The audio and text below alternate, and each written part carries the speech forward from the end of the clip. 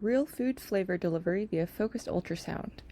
My name is Katherine, and I am speaking about this work on behalf of my other co-authors, Tung, Alexis Kim, and Eric Paulos from the Hybrid Ecology Lab at the University of California in Berkeley.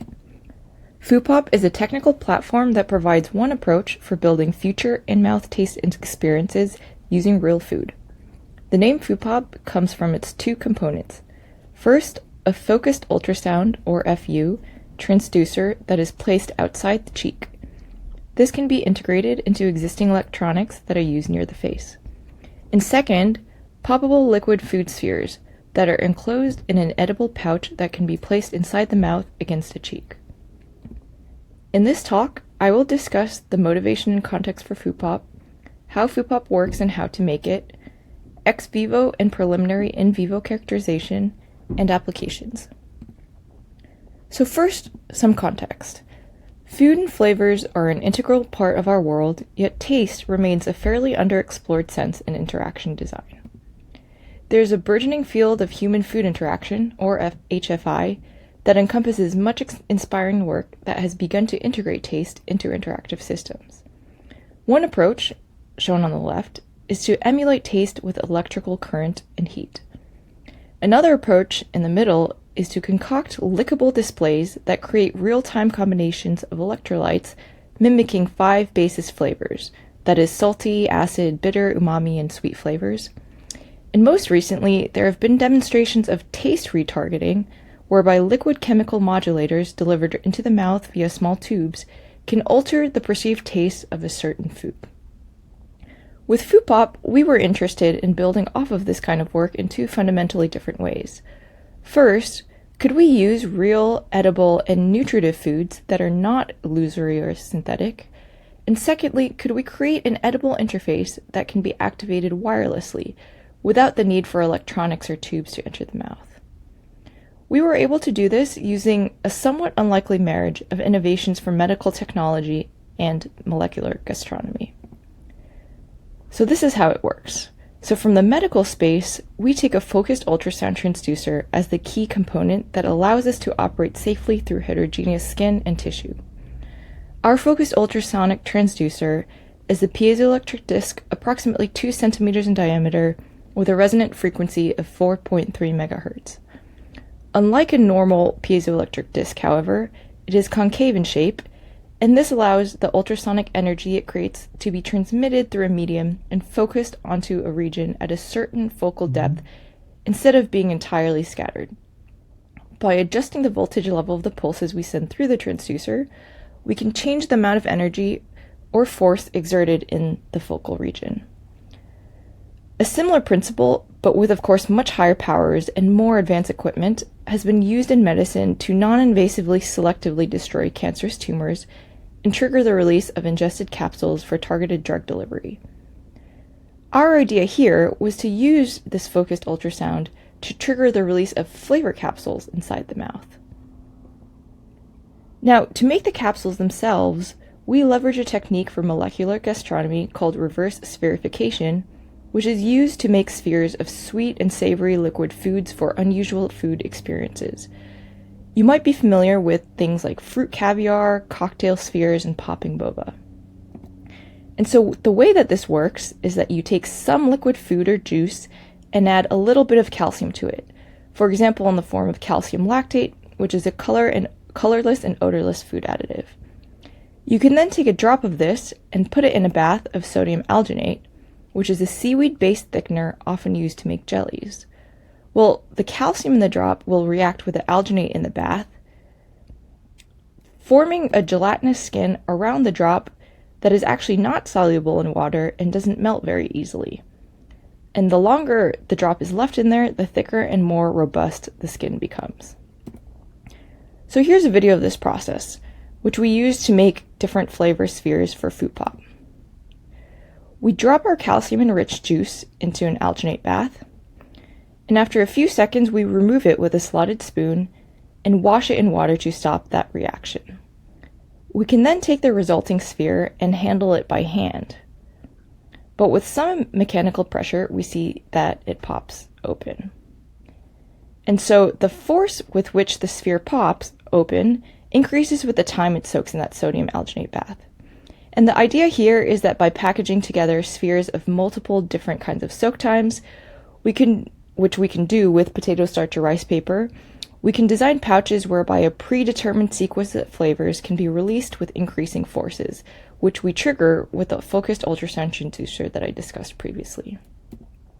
We tested the viability of this idea outside the mouth, in other words, ex vivo. We drive our focused ultrasound transducer with quarter-second pulses of 4.3 megahertz, with voltage steps calibrated to the threshold voltages of different spheres. An Arduino connected to a function generator sets the voltage level and pulse length, and the pulse is boosted through an RF amplifier. We did all this with tabletop electronics, but the circuitry could also be minimized to fit into existing handheld electronics. As a stand-in for a cheek, we placed a layer of hydrogel with acoustical properties tuned to those of human tissue above our ultrasonic transducer. The hydrogel is about 7 millimeters thick, which is the average thickness of a human cheek that's been reported in literature. While we consciously use low powers that are considered not harmful to human tissue, we mixed in a little bit of orange thermochromic pigment that changes color above 30 degrees Celsius as a sanity check to make sure we weren't creating dangerously hot areas. Here's a coffee and milk sphere soaked for 20 seconds, which we had determined to have a popping threshold of 57 volts.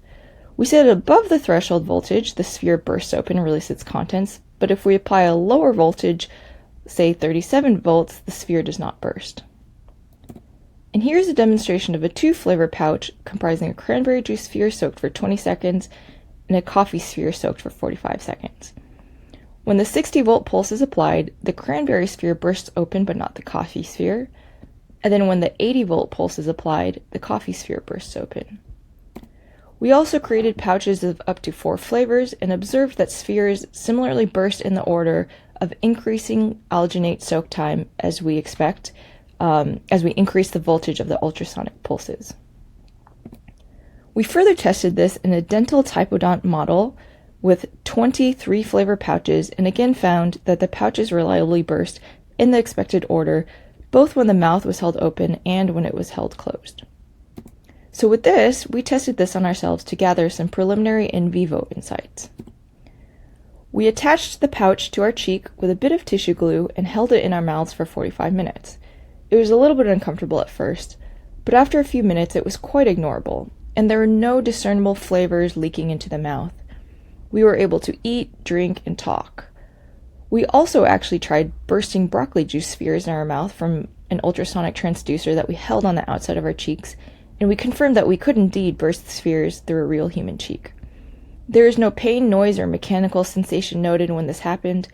The only real sensation was the sudden appearance of a distinct broccoli flavor.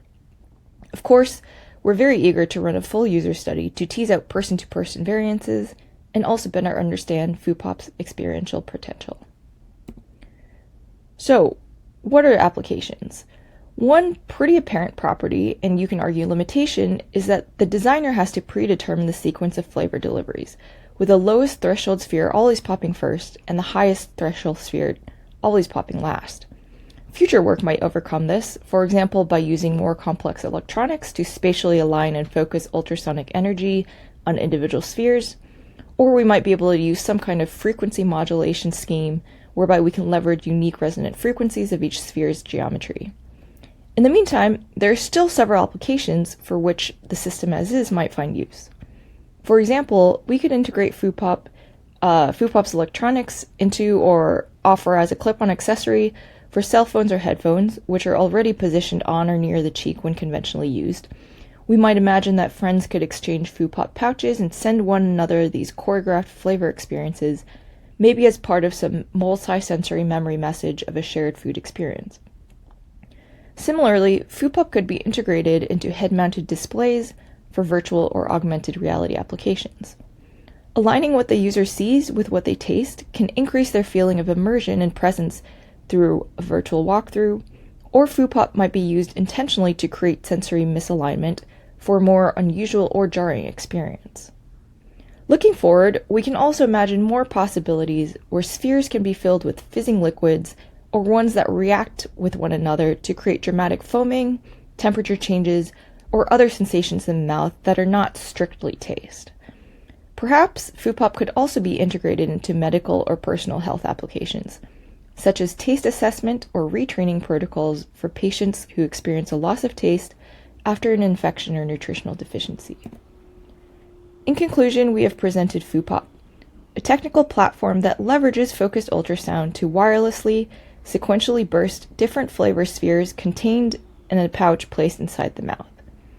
We hope this inspires future HFI investigations into the capabilities of focused ultrasound and molecular gastronomy techniques to create advanced choreographed flavor experiences for enjoyment, health, and more. Please reach out to me or find me at Kai if you'd like to discuss more. Thank you.